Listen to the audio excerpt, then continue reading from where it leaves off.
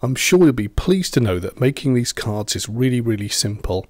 Now the first thing you've got to do is when you look at the computer, choose the card that you want to make, and you'll notice that there's 4 parts to begin with, numbered 1 to 4, and these are the main panels, and they come in pairs. So there's going to be part 1A and part 1B. Now what you need to do is print this double-sided, and in order to do this, choose the first one and print it off. It'll run through your printer, come out looking on the tray something like this, and then that's the leading edge that comes out. You simply pick it up, turn it over and feed the card back through. I'm top feeding, and it'll print out on the back, and then you get this printed on both sides. Now it'll line up pretty well, but there's always a little bit of error, so don't worry about that. The cards are designed to allow for that. So as you cut them out, you'll need to just make sure that the edge, which is the one with the least amount of white, is the one that you use. You can just come back and trim it out afterwards. When you're cutting the cards, just be aware that some of the panels have objects that will stick up. So if you're cutting it from this side, you won't notice that, and vice versa. If you're cutting here, you've got to be aware that the animal's head stick out. So before you make any cuts, I would suggest just take a few minutes, look at the sheet, plan what you're going to do, and cut the straight edges out, and then just come back and work through here, and then be aware of the elements that come out beyond the image, and that way you won't cut into anything. When you finish cutting out, you'll end up with 2 panels like this, part 1 and part 2, panel 2, and remember that they'll have the instructions on it: panel 1A, panel 1B, and then panel 2A and 2B. So just be aware of that, and again of the shape sticking out. Now the next thing to do, once your panels are all prepared, is to cut along the lines. Ow, alright. Hey, it's all in the preparation. Okay. Once you've got all your panels cut out, the next thing to do now is just to simply cut along the red dotted lines that you'll see here. They'll appear on one side. I suggest you use a craft knife. You want a good, clean, straight cut across both of those. I've pre-prepared this one and in there. And just go down to the bottom of the 2 little red lines there. This is to allow play, so when the 2 parts slot together. And on the other panel, the red lines come up from the bottom, and then they're going to crisscross over. There's a fold line in the middle there, but I would suggest that actually you just, once you've cut this out and you're happy with it, just fold it in half and let it find its natural way. It should then pretty well line up with the line there. If not, you can score this and then come back and just trim it as well. And there we go, that's our panel. That's already prepared, and then you can just put a fold into there. We only crease down here, not beyond the lines here. They must remain straight. Now putting the card together is really simple, but what you need to do is just create what we call a box shape. Now it's important, this is being designed to work in a certain way.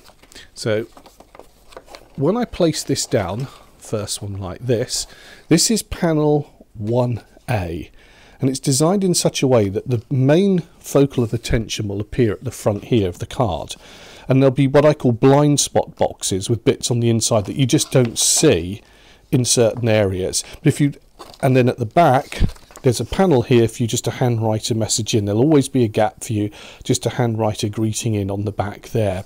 So it's been designed to work in that way, so it is important when you can put it together, construct it, you do it the right way. And it works like so, that the first panel here, you just fold that, will have a crease running away from us there, so it's and then the second one will come across and slot in like so. This is the panel 2, and that just simply then, with the fold line, folds in the opposite direction there. Pop those 2 together like so, and we get our box shape like this in the middle, and then squeeze it together and that's your card. It's as simple as that. We can see now that we get this lovely concertina or stretching effect as we open it. Now you can see that the panels are designed, if I just hold this up, to work in a certain way. We've got the main attention, focal attention here, and then we've got the animals popping out here. Now giraffe sticking out the back. If we open it, we can just see our monkey there, and turn over on the back, and you've got some space to choose to write a message in one of the panels, or even across it if you so wanted to. But this is designed, as I said, I can't stress that enough, to work in this particular way. So when you put it together with the crisscross, it's important that you do get it right. So panel 1 is going to form this shape coming away, and then we've got this one here, and that way creates the perfect image of the card. Check out the illustrations so you can have a look. It's on the instruction sheet as well as a guide for you there. Now the next thing that we can do is, once we've done this, let's just pop that down there. There's a couple of things. First of all, we've got some greetings messages, and you can put these on and they work across. And it is important that they work from one panel. So if you want to put one on the front panel, you've got to make sure that you're on that second part of it there. You can't chop and change across from one to the other, or it won't open properly. And there's two ways of doing this. You can either put it on, I find it quite nice just to pop a little bit of glue here on the front part, and just have, say, that one behind there. And we could actually pop it on there as well. Now the thing to do is make sure that it sits nicely on the image.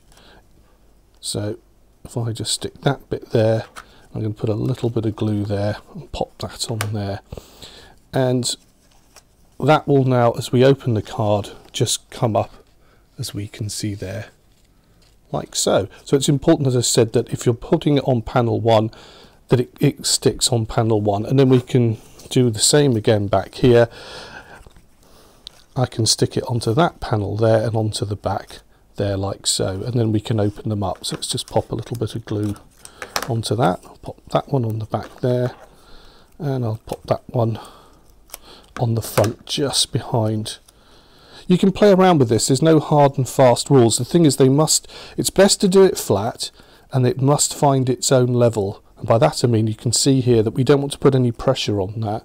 It's got to lie flat, work with it flat, and then as we open everything up, whoops, now see, I've done that on the wrong one. I've put it on the back panel. Not good. An easy mistake to make, so let's just do that again. That one goes there, and that one there, like so. And as we open up the card, we get these lovely archways, as you can see, like that. So they're very simple to use. Now you can use acetate as well if you want to, and that's a good thing. Now I'm just going to remove that for a second, come back to the card. Now these tend to slot in fairly nicely, but there is a little tendency for some movement. Now what we can do is just pop a little bit of tape on the back here. Now I find something, they do it called library tape. Basically that's a tape for repairing that becomes invisible when it's stuck down.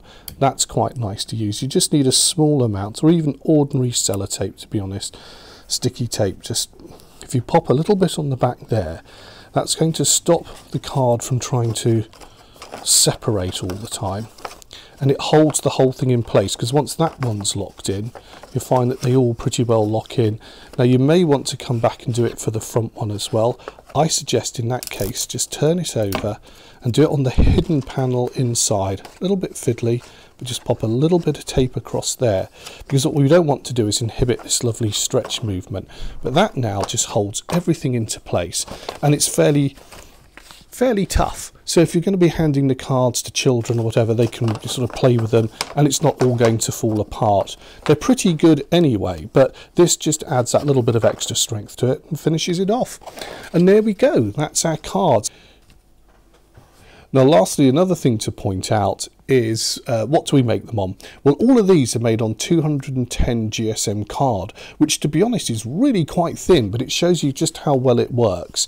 It doesn't have to be, you know, really thick card, but obviously the thicker the better. It's what's going to go through your machine, what's the easiest to go through your printer. But something as lightweight as 210 GSM is more than adequate, and that's the beauty of this, you know, the construction of it. You don't need to have really thick, heavy, expensive card to make them.